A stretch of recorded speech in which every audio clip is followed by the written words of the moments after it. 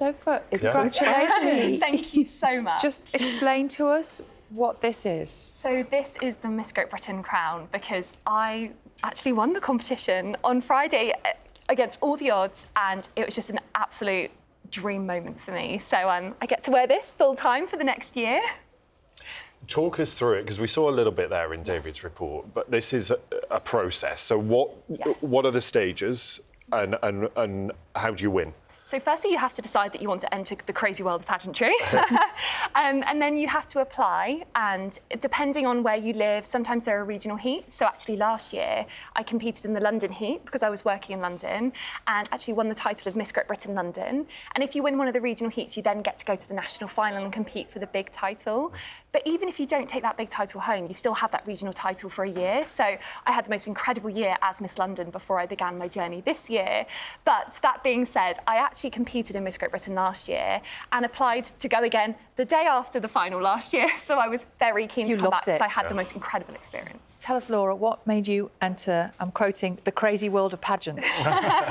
It is absolutely crazy. My mum passed away in 2018 and I felt a little bit lost. I'd lost my identity.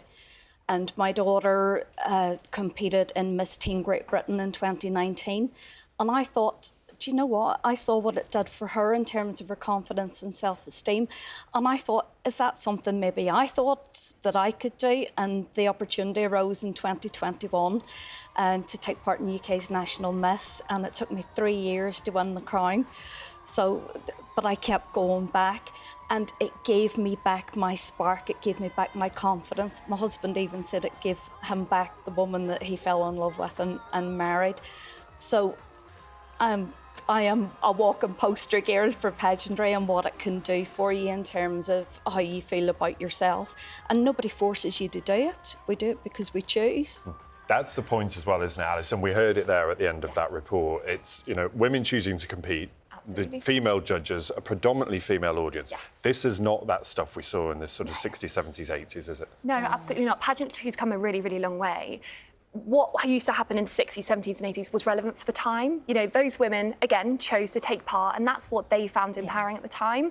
But just as we've all moved on since the 60s and 70s, pageantry has come a really long way and now there is so much that goes into it. I'm sure Laura can testify to that as well. We do so much charity work, so much fundraising, so much campaigning. There's so much that goes on behind the scenes. And actually that moment everyone sees on stage, that is just the celebration and the icing on the cake moment of celebrating all your hard work. That is not what pageantry is about. It is about the incredible work that goes in behind the scenes. These pictures are just gorgeous. But I have to ask you, what do you say to the people who think that we shouldn't be judged just for how we look? We should be judged for other things. I would say I would throw down the gauntlet for anyone who's never been to a pageant to come along and watch one and see what it's about. I've witnessed one of the younger contestants' granddad's crying his eyes out because he said this is women's lib in action. But as Alice rightly said, what happens on the night is just such a small portion of what we do throughout the year. We all have our platforms, our campaigns. We all support other women. There's pageantry as well too for people with hidden illnesses. So there's something for everybody in the world of pageantry. And that's the issue, isn't it? That, you know, we may all look at that, you know, final night and it's all glitzy, it's all quite glamorous. Everybody on that stage has a different story and they've been through different things, they've lived different lives and they're all there celebrating that. And I guess that's what's made them who they are. But it's about understanding those individual stories and why people are motivated to do this stuff. Absolutely. So for me, for example, this year was a really special year because I actually lost my mum, who was my last surviving parent, in a car accident 10 years ago this year. That was back in June 2015. And rebuilding my own life since then has really been such a journey. And actually, I want to inspire other people that no matter what you go through, you can rebuild. And not only can you rebuild, you can end up having these lives that you never imagined possible. So, you know, we've all got our individual reasons for being on that stage and our own stories and our own reasons for being there. And is it a bit like joining a community in a way? Yes. You know, you might miss members of your family or friends that you've lost along the way, but you get this whole other family as part of it.